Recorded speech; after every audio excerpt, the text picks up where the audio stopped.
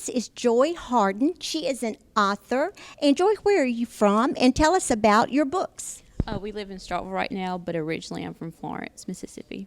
Okay.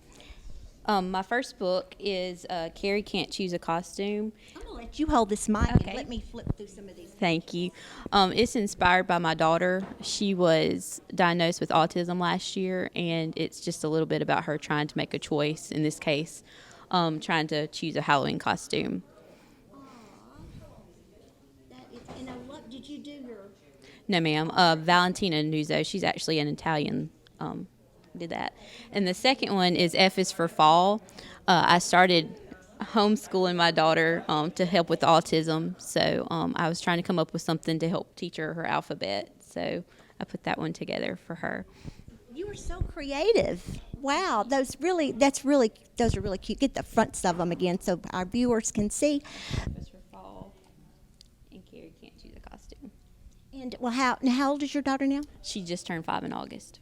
Well, she's doing good, I hope. A lot better. A lot better. I think that's great. You took the time to write a book, and I love these books that can help others. All right, thank you. Thank you for being here today. You're welcome. Thank you, Joy. And now I'm with V.A. Herring Trice, and she has written a book, Not Colorblind. So tell us about that book.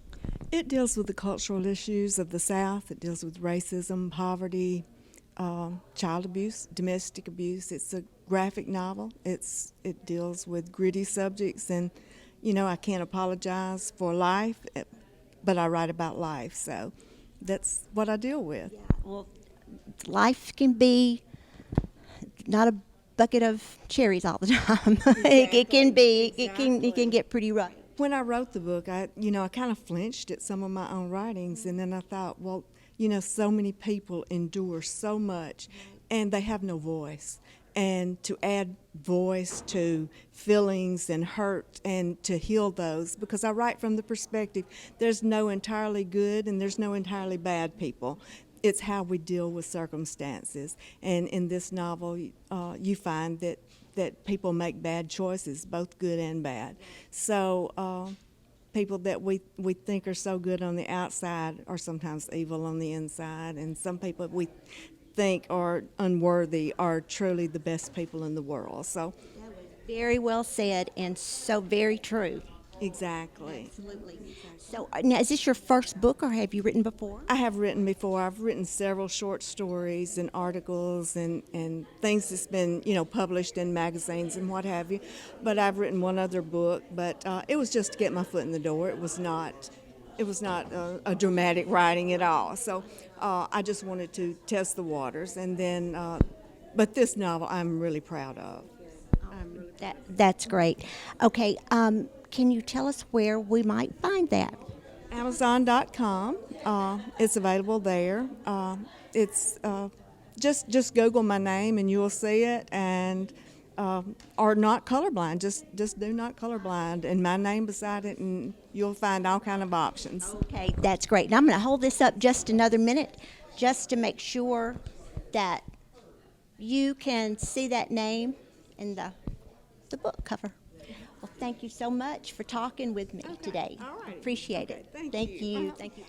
And now I am with Dr. Gale Cook Shoemaker. Is that correct? Yes, it is. Okay, so tell us about your book and about you as an author. And so just tell us about yourself. Yes, I have 4 books, and right now I'm a series of 1 out of 8. Healing Wings. I was a breast cancer survivor, 5.5 years. And this first book, 1 out of 8, The Struggle, tells about my story from the beginning of diagnosis, or even before that, up until the time I was healed and with the reconstruction process. This second book is a sequel to this book. It's 1 out of 8, Healing Wings. It picks up at the reconstruction process, and it tells about my process in which I went through a healing physically, mentally, spiritually, psychologically. What I did as far as exercising, and what I did as far as healing different parts of my body. Yeah. I think it's so remarkable that, and as you as an author can put into words things that, the feelings that, that you have and share it with other people to help them heal. I think that's, Yeah, and in this second book, it can be found. You can order it from Amazon, or it's in an ebook form. I have ordered them, but they didn't come back in time. But you can buy them from Amazon, or you can download the ebook. Also, this book, the first of the series, caused me to be an international seller, a book author. So this series is something that is very helpful. It is very many keywords that will be helpful to individuals as far as inspiration, women health, and breast cancer and different things like that. And as a result of this book of having cancer, I did develop a cancer care network. It's a network where anyone who has any type cancer can become a part of it, where we share and we support one another through that process. that's wonderful. And if someone were to want to get more information about that, where would they go to? Well, I have a website called GaleCook.com. It's GaleCook.com without spaces, all lowercase. All the information is on there. Or you can go to Facebook. My address is Gale Cook, and you can friend me there. But the Cancer Care Network is also on Facebook, but it's a private. It's for members who are diagnosed with cancer, who is in a cancer treatment plan, or who are survivors of any type cancer. So you can friend me, and I can get you connected to that. Well, thank you. And thank you for writing what you did. And thank you for coming and being with us today. Thank you so much for having me. You're very welcome. Okay. Thank you, Dr. Is Cloteal Fitzpatrick. Is that correct? Yes, it is. Okay. Tell us about your book and why you're here today. Okay, the book is Blessed Serenity, A Remarkable Journey. It is the story of my life, but more than just my life, it is a family memoir. The book goes back to the 1800s. As a matter of fact, my great-grandfather fought in the Civil War on the north side in Guntown, Mississippi, against Nathan Bedford Forrest, and the story is in here. And we were able to verify, based on his Army records, with a book that we found at an estate sale, Bryce's Crossroad, which is Guntown. Yes. And it talks about the battle, and great-grandfather was shot in the lungs and lived to tell the story. And I don't know how someone in 1864, in June of all times of the year, survived a gunshot wound in the lungs, but he did. That's amazing. And I felt after finding that I had to tell my family story. So it talks about my birth, which is most unusual. I would recommend that anyone get this book, because anyone who has lived from birth to 71, which is when I finished the book, you have experienced something, many of the things that this book covers. It covers my early grade school. It goes on to high school, goes on to marriage and my children. And it's a good book. And it talks about family.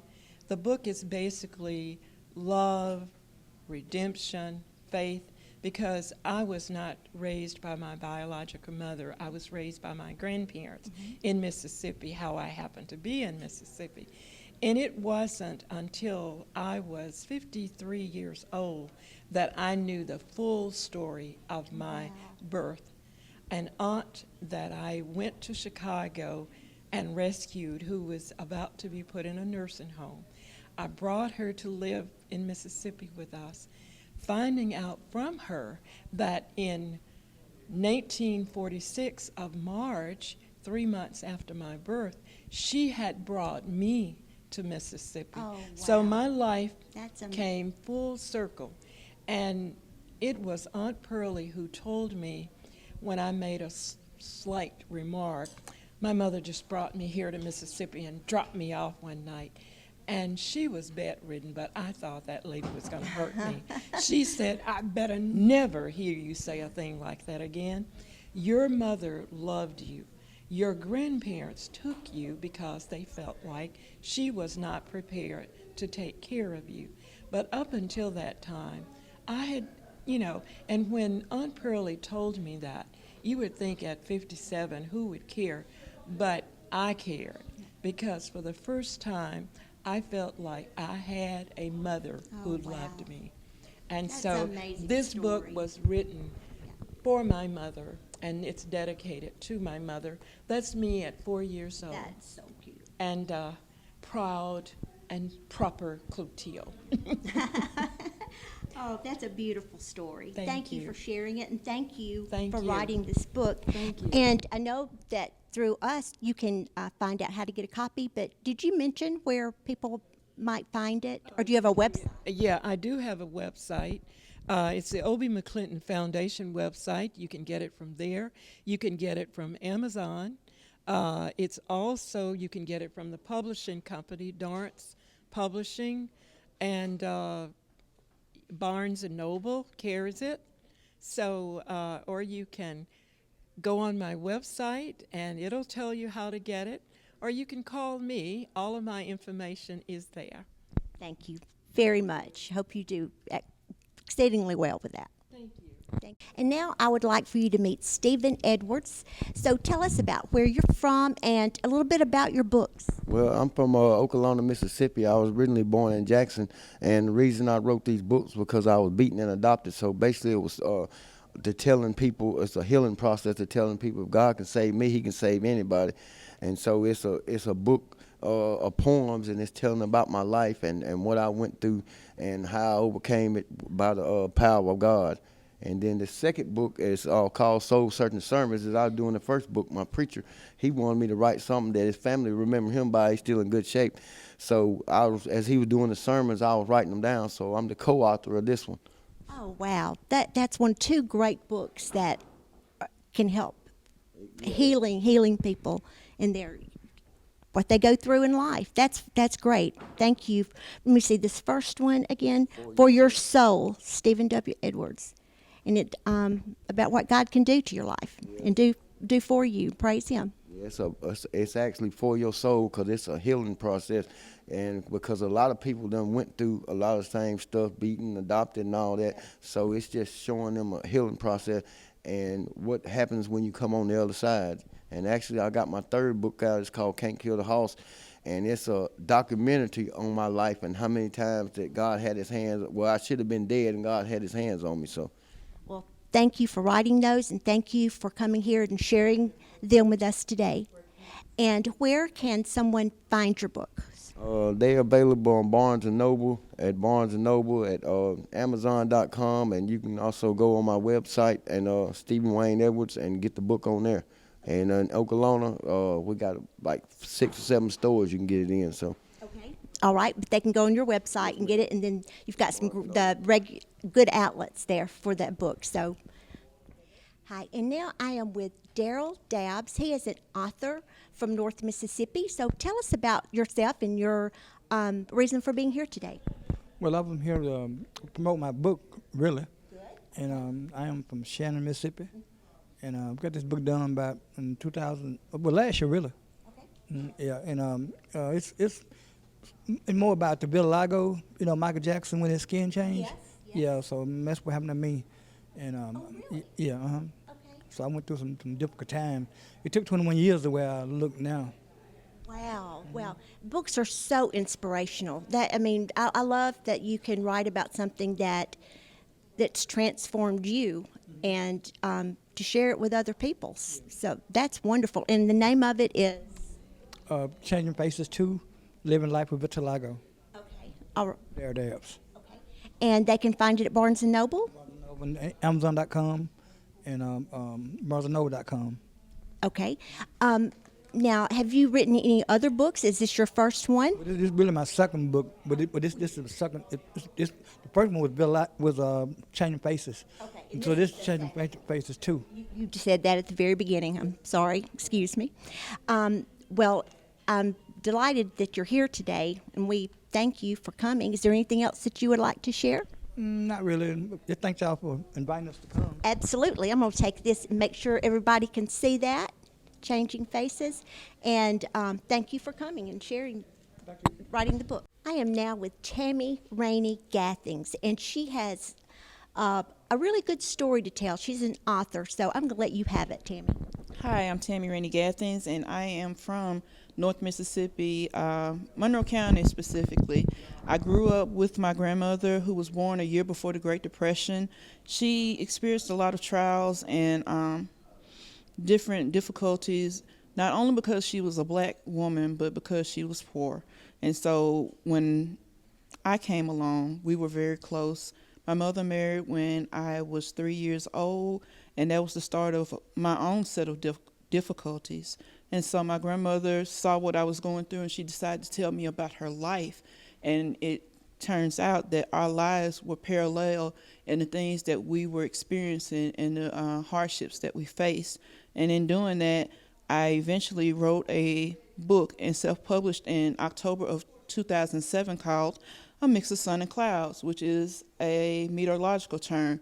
But she was very astute in predicting the weather and doing things that had to do with nature and planting and growing. And so this book is basically a way of sharing the knowledge that she taught me and also honoring her. And it's very fitting now that I'm talking to you because as of last month, she turned 91 years old. Wow. So she still gets to see the things that she planted in me, so to speak. And so I get a chance to share my love of her and the things that she taught me. That is wonderful. And I love that mix of sun and clouds. I love the name of it, and I love that it's so fitting. And, you know, back in the day, as they say, people did the weather. It was such an important thing, your crops, everything rotated. I mean, you're the very life of everything. And just some of those good, all those seeds, there's just so many analogies that you can make. And so had times and circumstances been different, she probably would have been on the Weather Channel. Oh, absolutely. So that's why I took this phrase, because it also, you know, parallels life, how sometimes there's sun, sometimes there's cloud, but all are necessary to make a good life. Well said. And do you have another book? Oh, yes. And this, what I put out, drew me to Tiffany Miller Harris. And the 6 of us ladies have a book called Testimonies of Trials and Triumphs. And it's a more condensed version, rather, of the Mix of Sun and Clouds. But there's also stories in here about child abuse, about infertility. There's other things that women, not just in Mississippi, but in other places, those are the things that maybe even our girlfriends don't know about.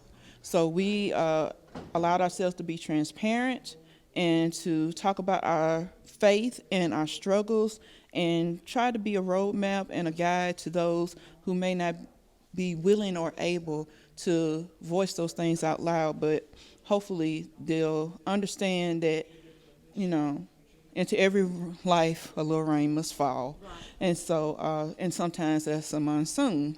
But you can survive and you can thrive. Thank you for talking with me. I think this is so needed because, like you say, you know, people don't, they're afraid to talk about some issues. And I think it takes somebody to stand up and write it in words. They're, you know, what's going on, how they feel. And these women did in this book. And I just appreciate you here. And it's so applicable to Healing Our Mississippi. All right, thank you. It's great meeting you. Great meeting you. Thanks. Thank you. Hi, now I am with Sydney Fisher, who is here today because she is an author of some books, and she is also the host of Parent Files, a show that we have that's new on Hill Country Network, so check it out. So, Sydney, tell us a little bit about what you're doing here today and a little bit about your work. Okay. I started writing when I was about 8 years old. I had my first paranormal experience when I was 8 years old, and that kind of inspired me to write in the genre that I do, which is supernatural suspense and paranormal thrillers. I've got about 13 or 14 published books, and I'm here today celebrating the arrival of James Meredith in Mississippi and New Albany. And the books are inspired by true events. Most of them are Mississippi based. You can find those books at any of your local bookstores or on Amazon.com. You can also find them through my website at lsydneyfisher.com. Okay, do you have like a favorite experience or one that is most terrifying? Well, I was a living witness in my first debut novel, which was The Haunting of Natalie Bradford. That's based on a murder that happened in Tupelo, Mississippi back in 1974. And then there was a haunting that took place afterwards when Natalie Houston crossed to the murderer's path. So a very interesting story. It's true crime laced with a little bit of supernatural suspense. It's hard for me to say that, which one is my favorite because I've been involved in a lot of different book projects. They all are special to me for different reasons. Even the Devil's Board about the teenagers that were involved in playing a Ouija board and having lots of trouble with that's been a very popular book that I've written. Most all of them have been #1 Amazon bestsellers, so very thankful for my readers.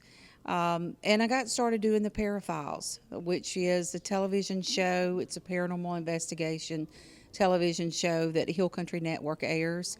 And it all started really as just my book research. I organized a team of researchers to come along with me on the Haunted Trail, which is the title of my blog. And it was intended to do, for me to get inspiration to investigate certain sites that I may be using as settings in future book projects. And then it morphed into the Paraphiles. So here we are. Here we are. And so check that out for sure. Paraphiles on Hill Country Network. Well, thank you for being here and supporting this day.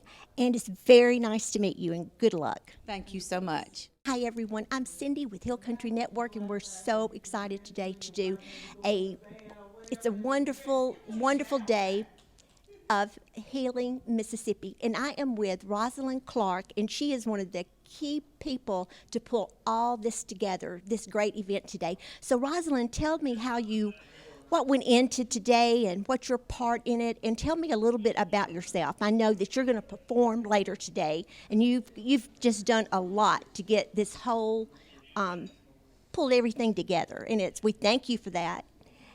Well, I really enjoyed myself coming here working with Hill Country Network. Our objective is to empower Mississippi by scratching off some old scabs and some dead tissue off of the wounds and beginning a healing, because you cannot heal unless you realize that you have an illness. Because unless you realize you have an illness, that's the time that you go seeking medical assistance.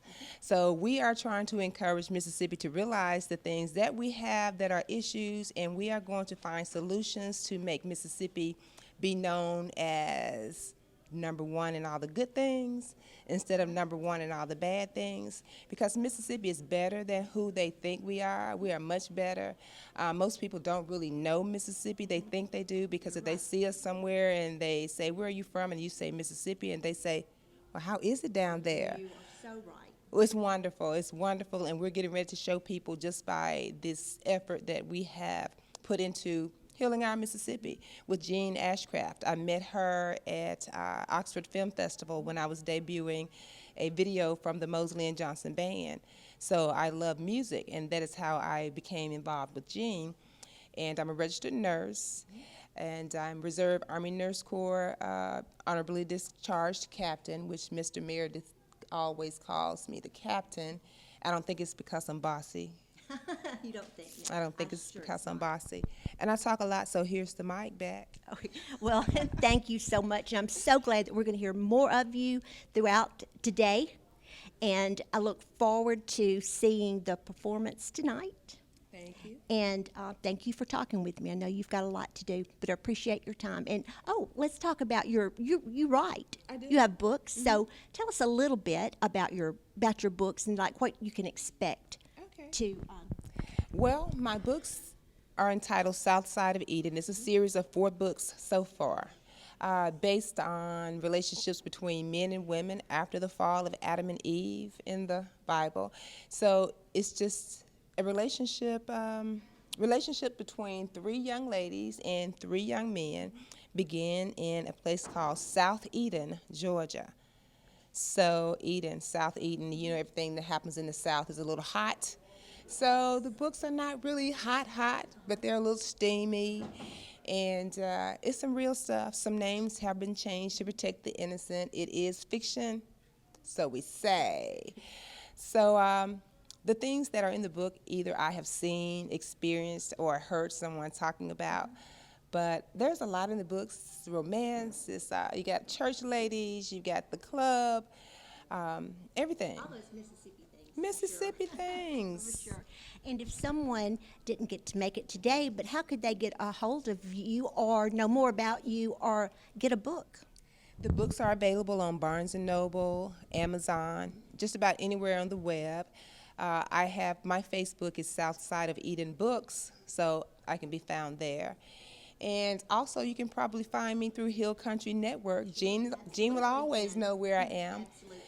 The books there's 4 of them, and soon I shall have the 5th one done because people have been waiting to find out what has happened to Adam and Evelyn since that last book. Okay. I love sequels. Okay, thank you again, and we will see you later. Thank you, Rosalind. Bye-bye.